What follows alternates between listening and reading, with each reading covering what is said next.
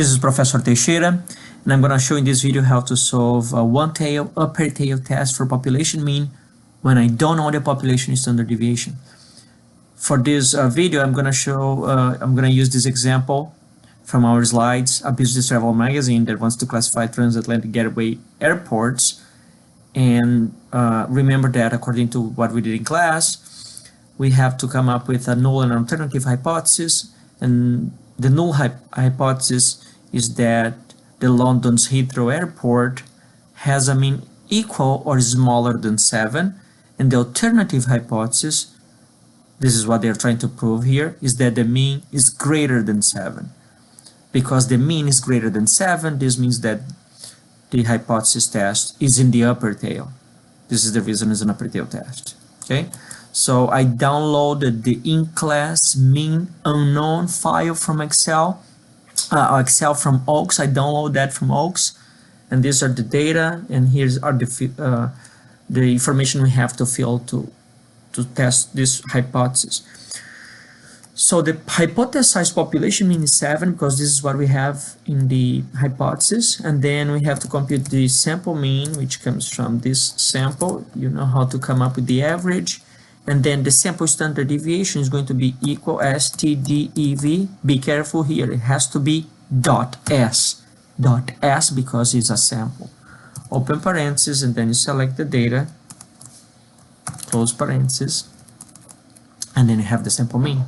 Now you can compute the sample size, which is equal count, open parentheses, and then again you select the data to count how many observations you have. We have 60 observations. So we have all this information. We can compute the standard error of the mean. The standard error of the mean is equal to sample standard deviation divided by the square root SQRT, open parentheses, sample size. So this is our standard error. Now we can compute the test statistic.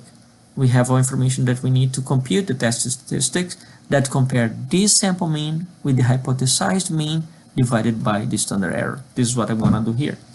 So equal, open parentheses, sample mean minus hypothesized mean, close parentheses, divided by the standard error of the mean. So I'm comparing how far these numbers are, how far my sample mean is from the hypothesized mean, taking into account the error. Then I have to compute my degrees of freedom, which is equal to the sample size minus 1. So this is my degrees of freedom.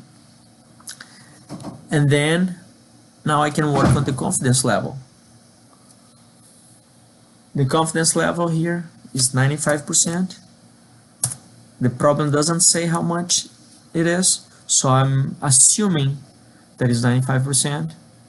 And then because of that, I have to come up with the confidence coefficient, which is 0.95. And then I have to use this information to compute the significance level, or alpha. The significance level, or alpha, is equal to 1 minus 0.95. So the significant level is 0.05. I don't have to divide by 2 because this is not a two-tail test. So because this is not a two-tail test, I don't divide the alpha by 2. Okay. However, I'm going to subtract from 1 this alpha because I'm going to use that in the upper tail for the critical value approach. So I go ahead and do that, equal 1 minus 0.05. So this is the area to the left of the upper tail that has 0.05, this little tiny piece in the upper tail. So the tiny little piece in the upper tail is 0.05, and everything else to the left is 0.95. So I'm going to use this information to come up with my critical value here. I'm going to use the critical value approach first because I'm talking about this area. Okay, so because it's an upper tail test, what I'm going to do is I'm going to find the T critical associated with this alpha level in the upper tail. So in other words, what is the T value that gives me this little tiny piece in the upper tail? To do that, I have to type T equal T dot INV equal T dot INV, open parentheses, then the probability I have to get this one.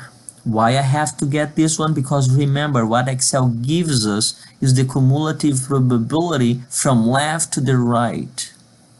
However, what we want is this little tiny piece on the top right, on the top upper tail. So this is the reason I subtracted here to be able to use here. And then this is going to be the t-value that split this distribution in a little tiny piece in the upper tail, which is 0.05, and all the rest, which is 0.95. So this is the probability you select, and then you type comma, degrees of freedom, which is 59, and then close parentheses, and this is the number. So this is the t-critical, again, that divides the entire distribution in a little tiny piece of 0.05 in the upper tail. This is what we're looking for. So the question is this number higher than this number? If it is, this number is higher than this number, this means that the probability is even smaller than this one. Okay, so this is the rejection rule here. If this t is higher than this t critical, I reject the null hypothesis.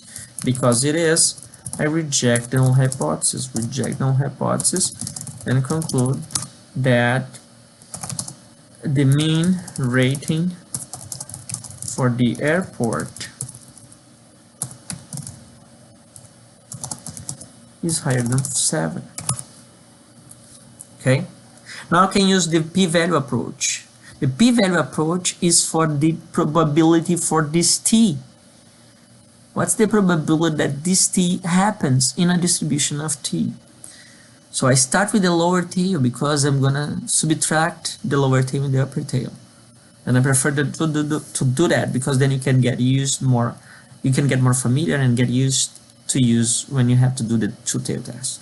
So the lower tail in this case is t.dist, open parentheses, and then you have to select a number. This is the number we're going to select, type comma, and then asks for the degrees of freedom, and then you select the degrees of freedom, and then you type comma and type 1 to say that it's cumulative.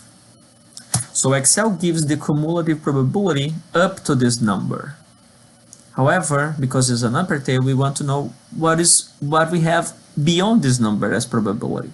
To do that, we type equal 1 minus this, and this is the probability in the upper tail, 0.04. This is the probability of observing this t in the distribution of these. Now we can compare this p-value with the alpha level. The rejection rule is if this number is smaller than this number, I reject the null. So I can go ahead and reject the null because 0.04 is smaller than 0.05, and conclude that the mean rating for the airport is higher than 5. It's higher than 7, I'm sorry, 7. Okay, so this is how you do to solve this problem.